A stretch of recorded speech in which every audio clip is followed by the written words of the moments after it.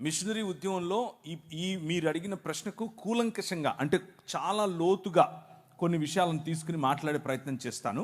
అక్కడ మీకు విశాలమైనటువంటి ఒక దృక్పథం, విశాలమైనటువంటి దేవుని రాజ్యానికి సంబంధించినటువంటి ఒక వైఖరి మీకు వచ్చే విధంగా ఆ సెషన్ ఉండబోతోంది. కాబట్టి చాలా క్రిస్ప్గా అంటే తక్కువ సమయంలోనే ఈ ప్రశ్నకు సమాధానం చెప్తాను.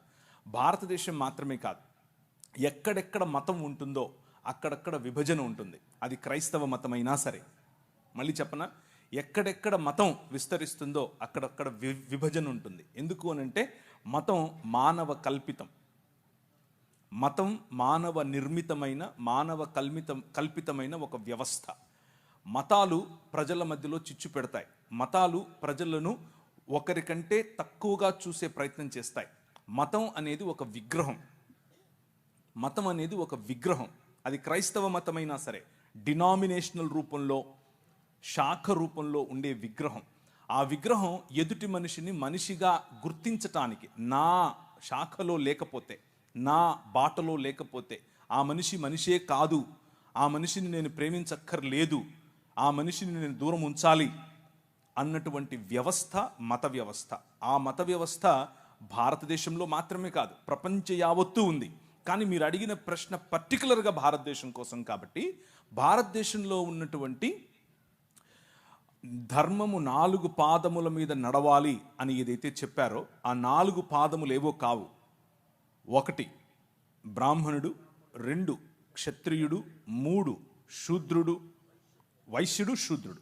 ఈ 4 పాదాల మీద నిలబడి ఉండటమే ధర్మం. అదే సనాతనం. సనాతనానికి కుల వ్యవస్థకు వేరు వేరు అర్థాలు లేవు, రెండు ఒకటే. ఆ స్ట్రక్చర్ అఖిలాండ కోటి బ్రహ్మాండ నాయకుడు అని పిలువబడినటువంటి దేవుని శరీరముగా ఈ నలుగురిని చెబితే, ఈ నాలుగులోనూ ఈ నాలుగు కులాలలోనూ లేకపోతే వర్గాలలోనూ లేని ప్రజలు దేవునికి బయట చెప్పుల వంటి వారు, లేకపోతే అంటరాని వారు, లేకపోతే మ్లేచ్చులు, దాసులు, దస్యులు, రాక్షసులు, అసురులు అని పిలువబడినటువంటి వారు. సో ఈ ధర్మమును పాటించని వారందరూ కూడా మ్లేచ్చులు, దాసులు, దస్యులు వగేరా వగేరా వగేరాగా చెప్పబడి బలవంతంగా మనిషిని ఆ ధర్మంలోనికి, ఆ మతంలోనికి దేవుళ్లను సైతం, పండుగలను సైతం మత మార్పిడి చేయగలిగినటువంటి ఏకైక వ్యవస్థ మన భారతదేశంలోనే ఉంది. దాని గురించి తర్వాత మాట్లాడుకుందాం. కానీ క్రైస్తవులుగా మన స్పందన ఏమిటి? క్రైస్తవులుగా మనమేం చేయాలి? క్రైస్తవం అనేది ఒక మతం కాదు. క్రైస్తవం అనేది విశ్వ మానవ ఉద్యమం. మళ్ళీ చెప్తాను, క్రైస్తవం అనేది మతం కాదు. ఇది క్రీస్తు శరీరముగా మానవులందరినీ ఒక చోటికి పోగేసేటటువంటి విశ్వ మానవ ఉద్యమం. ఈ ఉద్యమంలో భాగమే మీరు. ఇది ఒక రాజ్య సంకల్పం. ఆ రాజ్యంలో భాగమే మీరు, ఆ రాజ్య ప్రతినిధులు మీరు. ఈ రాజ్యం, ఈ ఉద్యమం ఏం చెబుతోంది అనంటే, ఇప్పుడు క్రీస్తునందు స్త్రీ అని పురుషుడని తేడా లేదు, మనం ఒకటే. ఇప్పుడు ఈ రాజులో యూదుడని గ్రీకు దేశస్థుడని తేడా లేదు, మనం ఒకటే. ఇప్పుడు ఈ రాజులో బానిస అని లేకపోతే రాజని తేడా లేదు, యజమాని బానిస అన్న తేడా లేదు.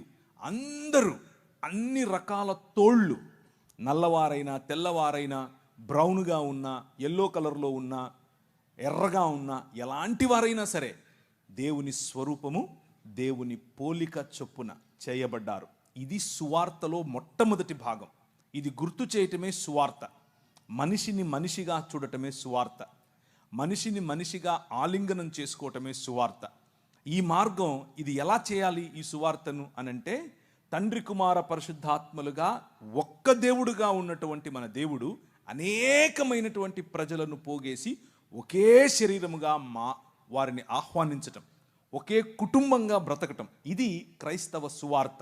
ఇది ఎలా సాధ్యం అనంటే, ప్రభు అయిన యేసు క్రీస్తు ఒక మనిషిగా ఎలా బ్రతకాలో, ఒక మనిషి పాపరహితుడై, ఒక మనిషి మతరహితుడై, ఒక మనిషి కులరహితుడై అందరి కోసం ఒకే సమానమైనటువంటి పంక్తి భోజనం కూర్చోపెట్టి వారితో మాట్లాడుతూ చెప్పిన మాట ఏమిటి అంటే, అంధకార సంబంధమైన దురాత్మ సమూహములను జయించిన తర్వాత, వాటికి ముళ్ళుగా ఉన్నటువంటి మరణాన్ని జయించిన తర్వాత, నేను ఏ మార్గాన్ని అయితే చూపిస్తున్నానో, ప్రేమ, క్షమ, పంచి ఇవ్వటం, అందరి కోసం పాటుపడటం, ఇలాంటి ఒక సమాజాన్ని నేను నిర్మిస్తాను.